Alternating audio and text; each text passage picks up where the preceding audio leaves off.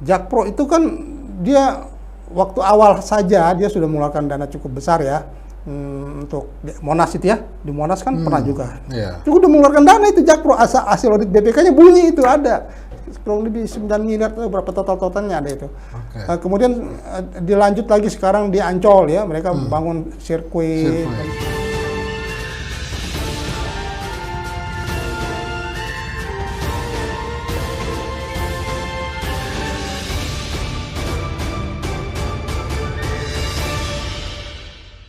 Sobat MI Podcast, kali ini kita bicara tentang Formula E Jakarta. Ajang yang sejak lahirnya dari 2019 sampai sekarang tidak sepi dari kontroversi. Yang menjadi kontroversi terakhir adalah sponsorship Heineken. Kita akan membincangkan ini dengan Bung Sugianto dari Koalisi Rakyat Pemerhati Jakarta Baru atau Qatar. Halo Bung, salam sehat. Salam sehat. Kenapa Formula E dari awal sampai sekarang tidak sepi dari pro kontra, Bung Sugianto? Ya, memang itu ya, kalau kita melihat ke belakang, dari proses awalnya saja itu memang sudah bermasalah. Dari awalnya itu sudah bermasalah. Begitu, sehingga berkelanjutan permasalahan ini sampai sekarang pun masih menjadi perdebatan, masih menjadi kontroversi di masyarakat. Ya. Itulah kira-kira benang merahnya. Oke. Begitu. Ini tujuan Formula E ini sendiri apa sebenarnya, Bung Sugianto? Ya, jadi begini ya. Tadi kan saya sudah jelaskan dari awalnya bermasalah gitu ya. Oke. Ini ceritanya begini. 2019 bulan Juli, ya kira-kira pertengahan Juli lah, itu Gubernur Anies itu ada agenda di luar negeri, ya di mana itu saya lupa tepatnya. Nah kemudian dari sana Gubernur Anies itu mampirlah ke US, Oke. ke Amerika. Nah, kemudian dia melihatlah itu Formula E di sana gitu ya. Itu Juli ya. Iya. Juli. Nah, lalu kemudian disampaikan bahwa Jakarta akan menjadi tuan rumah. Kira-kira begitulah. Ya. Ya. Kemudian ini bagaimana nih Jakarta menjadi tuan rumah? Nah, balik dia ke Jakarta. Kemudian pada bulan Juli itu kan tahun 2019 itu mulai masuk pembahasan APBD perubahan.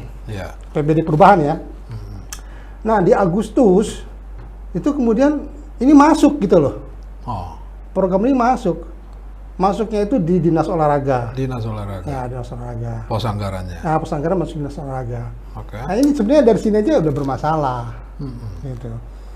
Karena kan proses memasukkan kegiatan di APBD itu ada dua cara ya. Ya. Dua cara. Pertama itu dia melalui program-program gubernur ya, melalui program janji-janji kampanye gubernur, kemudian dituangkan dalam RPJMD, Ya. bukan dituangkan dalam RKPD, rencana kerja tahunan. Oke. Nah itu program itu bisa jalan. Ya. Yang kedua itu dari masyarakat itu melalui musrembang, nah gitu loh. Oke. Nah kalau kita bicara 2019, itu anggaran Formula E yang dititip di Dinas Olahraga itu nggak bisa masuk. Tidak melalui dua skema ini. Iya, Oke. nggak bisa masuk. Kan tetap diperdebatkan katanya ini ada di RPJMD gitu ya. Iya. RPJMD nggak ada yang menyebut langsung Formula E, Iya. gitu loh. Kalaupun mau dipaksakan ya lebih tepat itu memang masuknya di Dinas Pariwisata. Karena Dinas Pariwisata itu ada kegiatan-kegiatan internasional, pameran dan sebagainya gitu ya. Ya. Kalau Formula di Dinas Olahraga, ya seingat saya itu nggak ada gitu ya. Jadi memang kalaupun mau dimasukkan anggaran itu harusnya di Dinas Pariwisata. Tapi pada akhirnya ini ketok palu oleh DPR. Ketok palu masuk di Dinas Olahraga. Nah kan syarat memasukkan anggaran perubahan itu ada gitu ya. Ya. Nah gampangnya begini ya, ada aturan yang nggak bisa sembarangan masukin anggaran itu. Ya. Jadi salah satu ketentuannya itu misalnya gini, kalau anggaran perubahan itu masuk, kan perubahan itu antara Agustus sampai Desember ya, waktunya kan mepet tuh. Nah, pertama ya anggaran itu harus habis di tahun bersangkutan. Oke. Bukan multi years gitu. Ya, terus kegiatannya harus tuntas di tahun yang bersangkutan. Iya. Ya, gitu. Jadi itu bisa dimasukkan di anggaran perubahan, tapi itu pun ada syaratnya lagi gitu. Ya. Kalau ini Formula E enggak, dia dianggarkan di 2019, tapi untuk 2019 gitu. Artinya duitnya habis, tapi kegiatannya nggak ada. Nggak ada. Nah, itu kan sebenarnya nggak memenuhi syarat memasukkan anggaran perubahan. Gitu. Iya, iya. Jadi dari situ udah bermasalah. Kemudian berlanjut, terus sampai ada temuan BPK ya. BPK tuh banyak lah, panjang tuh temuan BPK itu. Sehingga muncullah permintaan ini apa namanya interpelasi DPRD ya. Sampai berlanjut. Akhirnya ada pemeriksaan oleh KPK melakukan penyidikan. Sampai sekarang gitu ya. Kemudian angka ini juga berubah-berubah ya. Komitmen fee-nya awalnya itu komitmen dan asuransi itu hampir 900 miliar ya. Iya, awalnya. Ya, kemudian setelah diprotes ada perubahan ya. Kita dapat informasi dari Jakarta itu, dari DKI sudah ada apa namanya amendment atau perubahan kontrak ya. Komitmen fee-nya hanya menjadi 560 miliar untuk 3 tahun. Tidak perlu asuransi, kira begitulah. Nah, sampai sekarang ya akhirnya penuh kontroversi lah, gitu, penuh perdebatan karena itu memang dari awalnya ya ya bermasalah itu gitu loh. Tidak, memang dari awalnya ada permasalahan yang ada yang di proses awalnya gitu. Kalau begitu kenapa terkesan dipaksakan ini harus dikerjakan? Bung. Jadi begini, itu kan diikat kontrak, diikat kontrak ya antara Pemprov DKI atau Jakpro ya. Ini kita belum tahu nih yang mengikat kontraknya nih siapa nih, DKI atau Jakpro. Jadi kalau prosedurnya Gubernur Anies menugaskan kepada Jakpro. Ya. Nah, kemungkinan kontraknya itu Jakpro ya. Dengan apa namanya Formula E Organization atau Formula E Holding ya, atau Formula E luar negeri gitu ya. Ya. Nah di kontrak itu kontrak kan sifatnya mengikat ya, sifatnya mengikat sehingga tidak punya pilihan ya, harus jalan ya. Harus jalan terus. Ya, karena padahal itu kan awalnya kan di program tanggal 2020. 2020 kemudian ada COVID. Nah, kemudian setelah itu diundur ya. Terus diprotes masyarakat ya bahwa DPRD juga ini anggarannya terlalu besar dan sebagainya, perubahan ya, tetap kemudian ada rasionalisasi lah kira-kira begitu. Tetap harus jalan karena ini kalau nggak jalan itu kan kemungkinan akan digugat di arbitrase. Sementara komitmen fee sudah dibayarkan. Sudah dibayarkan. Dan itu tidak bisa ditarik lagi kalau komitmen fee nggak bisa ditarik lagi. Nah, kalau ini kan tanggal 4 sudah ongoing ini, Formula E. Sekarang ada kontroversi, sponsornya nggak boleh Heineken. Ini gimana lagi nih, Bung Sugianto? Jadi begini, sebenarnya itu nggak ada ya aturan bahwa sponsor itu nggak boleh perusahaan bir atau yang lain-lainnya begitu ya. Atau minuman beralkohol lah. Nggak ada itu aturan seperti itu. Saya belum pernah menemukan itu, ya kan? Aturan hukum positif tidak ada. Ya, saya belum pernah dengar itu. Ya. Ya, tapi ini terkait dengan Gubernur Anies ini ada historis.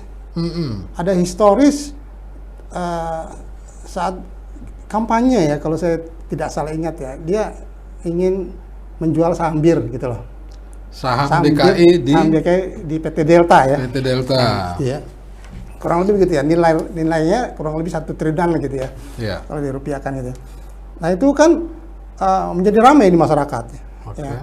Kemudian ada pro kontra juga gitu ya. Nah, di masyarakat dalam tanda kutip bir itu kan dalam tanda kutip untuk umat muslim ya khususnya disebutkan haram gitu ya. Haram, halal, haram gitu ya.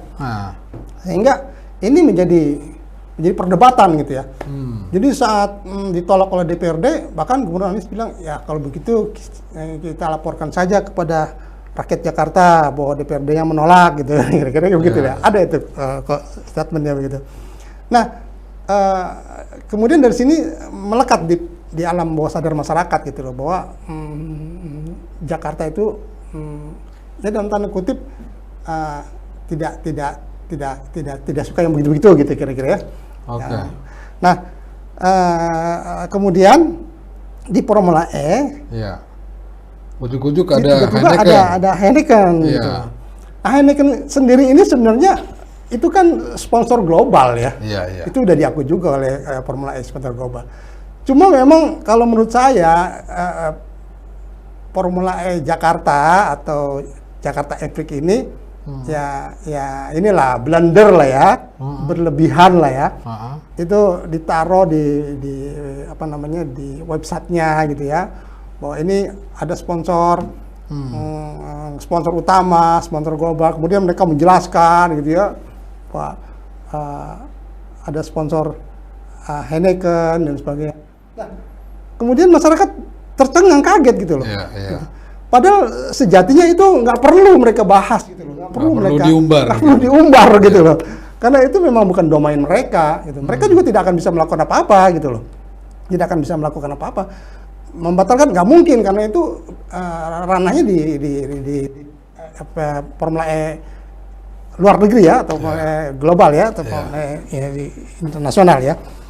Tapi kenapa kemudian menjadi ramai? Nah itu tadi, pada saat itu terbaca di masyarakat ada Heineken yang notabene adalah perusahaan bir merek Heineken ya, asal Belanda itu. Nah masyarakat kemudian teringat gitu loh. Oh iya, bahwa saham bir aja mau dijual gitu ya kan. Bahwa kita ini Jakarta ini Gubernur Anies saja kontrak dengan yang gitu-gitu kira-kira gitu ya. Nah, kemudian ya nggak salah kalau kemudian masyarakat mengkaitkan itu dan menuntut gitu, nggak mau itu gitu ya kan. Artinya kalau sebelumnya nggak ada pernyataan gubernur bahwa dia akan singkirkan saham Pemprov DKI di PT Delta yang memproduksi bir, Heineken ini mungkin nggak jadi soal ya? Ya kemungkinan begitu. Ya, ini kan ada historis itu gitu loh. Kemudian masyarakat mendukung ya kan, masyarakat mendukung loh. Saham bir dijual, masyarakat mendukung gitu loh. Nah kemudian setelah masyarakat mendukung, tiba-tiba Formula E ada sponsor globalnya bir Heineken Belanda. Ya kan ini kan kembali ke cerita lama. Loh kenapa begini gitu kan kira-kira. Padahal itu kan sebenarnya apa namanya Formula E-nya itu ya berlebihan lah. Semestinya itu nggak perlu dia ungkap. Pihak panitianya. Ya karena itu memang bukan domainnya mereka gitu. Pada akhirnya memang akan ada juga gitu. Tapi tidak seheboh mereka ungkapkan di depan gitu kan. Oke. Jadi itu yang jadi permasalahannya. Seandainya nih Bung Sugianto, tanggal 4 acara sukses, sponsor entah siapapun itu urusan lain, kembali ke soal tadi itu, soal komitmen P dan urusan KPK itu, apakah ini akan menjadi ada temuan nantinya? Ya jadi begini, ini kan bicara sponsor tuh ada sponsor global tadi ya, kemudian ada sponsor lokal ya. Nah, ini juga terkait dengan persoalan KPK sekarang melakukan penyelidikan ya, artinya mencari barang bukti ya. Ini menurut saya ya itu juga ada keterkaitannya gitu loh. Artinya kenapa Formula itu kok susah sekali mendapatkan sponsor gitu ya. Padahal itu kan di Pergubnya Gubernur Anies, Pergub 83 kalau nggak salah itu ya. Sumber pendanaan itu selain dari penanaman modal daerah, kemudian pinjaman, salah satunya juga ada dari sponsor gitu kan.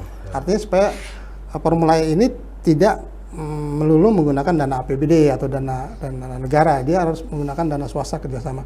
Nah, kenapa sampai sekarang sponsornya juga apa namanya?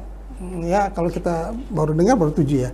Itu karena ada keterkait mungkin mereka itu takut, khawatir dan waktunya mepet gitu ya. Ya, ini kan sedang dalam pemeriksaan KPK gitu ya kan. Jadi ya menurut saya jangan-jangan mereka takut ya. Jadi sampai sekarang sponsorshipnya Formula E itu dari lokal baru 7? Baru 7. ya itu baru 7. Ya, jadi sampai saat ini sponsorshipnya masih minim ya, masih minim kalau dari lokal sponsorship. Ya. Itu kemungkinan ada kaitan dari situ ya, ada pemeriksaan KPK, waktunya mepet, kemudian terus timbul kontroversi sehingga ya sponsorship kemungkinan besar ya enggan ya, karena kan orang swasta itu dia kan hitungannya untung rugi. Betul. Kalau dia ikut sponsor atau apa, dia menghitung ini untungnya apa ya, gimana ya, kalau kontroversi ribut-ribut ya. Atau takut kelak dipanggil KPK, begitu mungkin, Bung Sugianto? Ya bisa jadi gitu. Nah, kemudian apakah ini nanti setelah ini masih berlanjut pemeriksaan dan seterusnya. Jadi begini. Ya. Jadi begini. Itu kan sudah dalam proses penyelidikan ya oleh KPK ya, dan sudah memanggil beberapa saksi ya, beberapa bahkan ketua DPRD sudah dipanggil beberapa kali. Jadi ini begini, KPK itu kan dia mencari kerugian negara, gitu kan, mencari kerugian negara dari anggaran negara. Saya sih menganalisa atau mengasumsikan KPK menunggu pelaksanaan Formula E. Ya, menunggu pelaksanaan Formula E. Artinya kalau 560 miliar itu komitmen fee ya, itu kalau dibagi sekarang sudah berubah katanya menjadi 3 tahun. Awalnya itu 5 tahun ya, dari tahun 2020 sampai 2024. Sekarang menjadi 3 tahun. Jadi kalau dibagi 3 tahun, 560 miliar itu kurang lebih 186 miliar ya, satu kali kegiatan tuh. Nanti tanggal 4 ini satu kali kegiatan nih.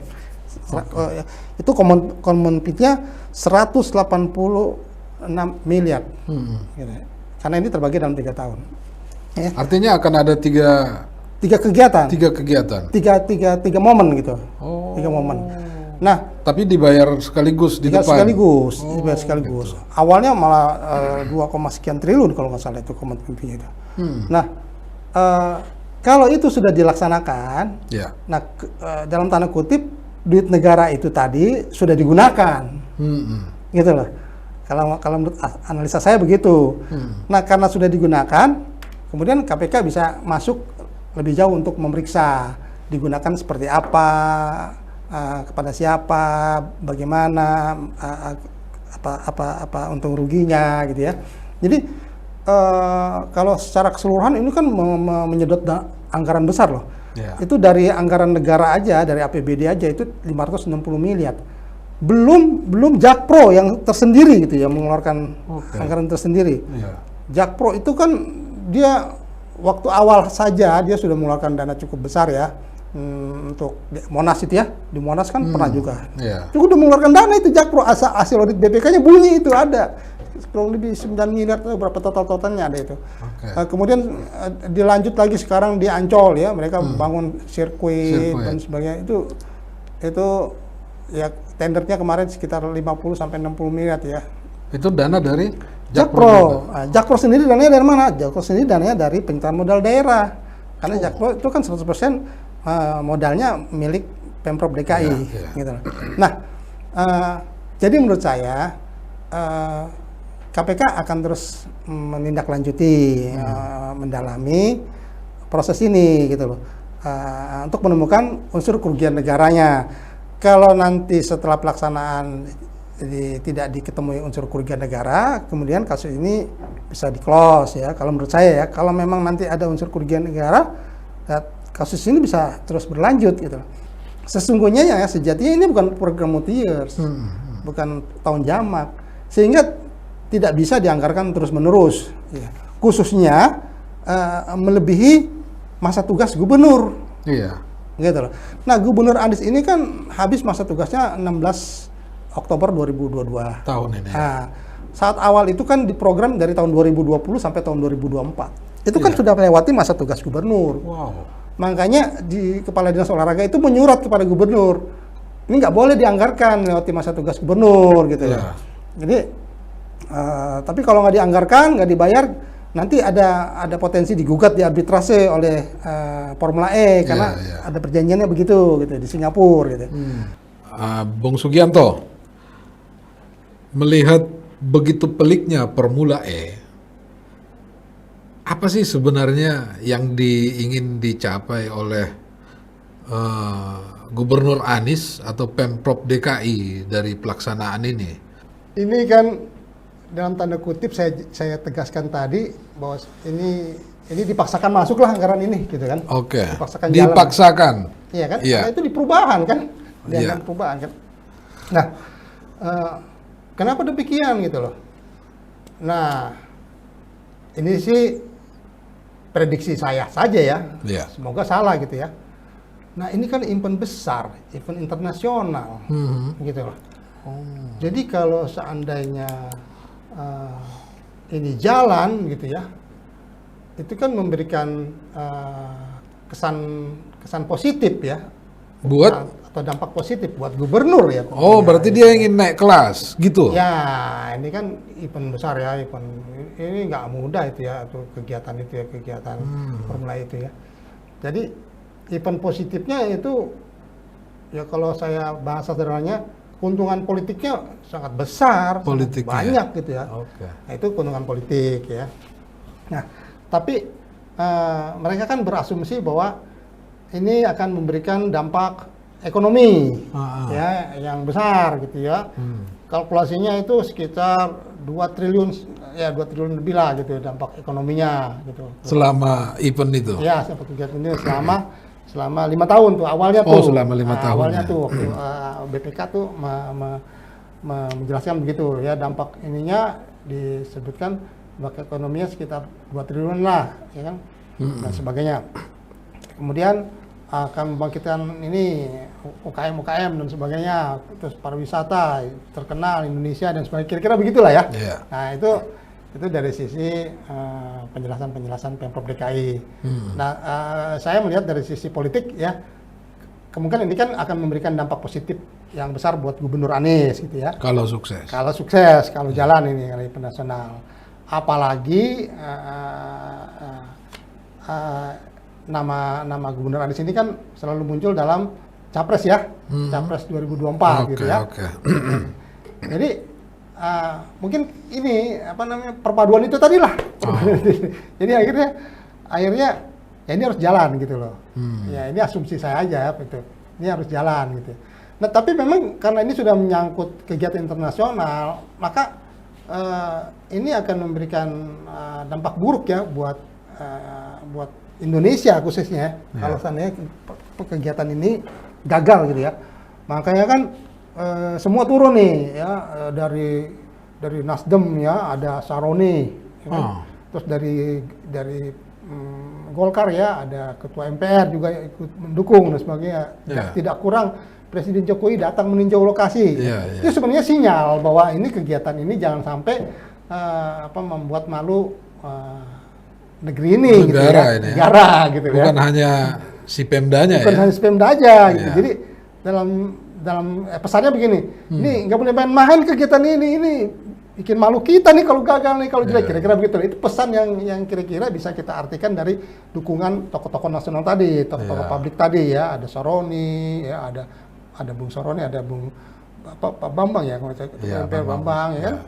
Tak kurang-kurang presiden itu pesan itu, oh ini harus sukses, nggak boleh nggak sukses. Nah tadi saya tegaskan kalau untuk Formula E-nya ya memang nggak punya pilihan, harus didukung, tapi ada permasalahan di sana, itu bagian cerita lain gitu. Kira-kira begitulah lika-liku Formula E ini kira-kira gitu. Oke. Ini luar biasa ini ya, dan habis pesta tanggal 4 Juni urusan belum selesai ternyata ya. Urusan belum selesai. Berlanjut sampai 2 tahun kemudian. 2 tahun kemudian. Oke. Ya nanti kuncinya di KPK. Kalau KPK kemudian tidak menemukan adanya unsur kerugian negara, kemudian kasus ini akan dihentikan. Tapi kalau sebaliknya, ini akan terus berlanjut kasus ini. Tetapi kegiatan ini tetap harus jalan gitu ya. Kegiatan ini harus tetap ya. Karena sudah terikat kontrak dia. Walaupun misalnya tadinya ada panitianya yang jadi terpidana gitu, event harus tetap jalan. Karena nanti akan berurusan dengan arbitrase luar negeri ya, dalam hal ini di Singapura ya, mereka bisa menggugat itu kalau kita tidak menghentikan sepihak dan sebagainya. Bahkan konsekuensinya lebih buruk lagi mungkin ya. Nah, tapi di sana ada misalnya ada pelanggaran kemudian ditemukan terbukti ada pelanggaran dan penyimpangan dan sebagainya, itu memang masuk ke ranah hukum ya yang memang harus ditindaklanjutin. Saya pikir itu. Makanya ini menjadi PR buat gubernur pengganti Anies ya, dalam hal ini PJ ya, pejabat gubernur ya. Oke, Bung Sugianto, info terakhir untuk tiketing apakah sudah terjual habis atau seperti apa Pak? Kalau mau masuk Ancol tanggal 4 Juni harus bayar 250.000 yang termasuk bisa nonton Formula E. Formula E. Nah itu saya pikir itu bagian strategi mereka itu. Strategi mereka agar tiket Formula E ini yang untuk masyarakat itu ya, yang murah itu, yang nilainya murah, yang nilainya 250 itu bisa habis terjual gitu ya. Karena kan masyarakat nggak boleh ke Ancol tuh. Kalau cuma untuk masuk Ancol dia harus beli yang tiket 250.000 karena ya. selain bisa nonton Formula E bisa kalian lain gitu ya. Oke. Itu saya pikir itu strategi marketing mereka supaya tiket Formula itu habis gitu ya. Jadi kira-kira begitulah. Nah, menurut saya itu keliru ya. Itu keliru gitu.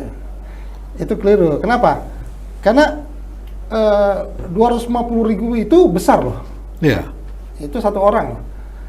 Jadi orang itu ke Ancol itu bukan cuma mau melihat satu pertunjukan misalnya Formula E dan lain-lainnya gitu.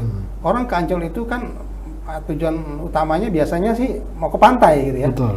Mau ke pantai gitu. Rekreasi lah. Rekreasi ya. Jadi itu yang keliru.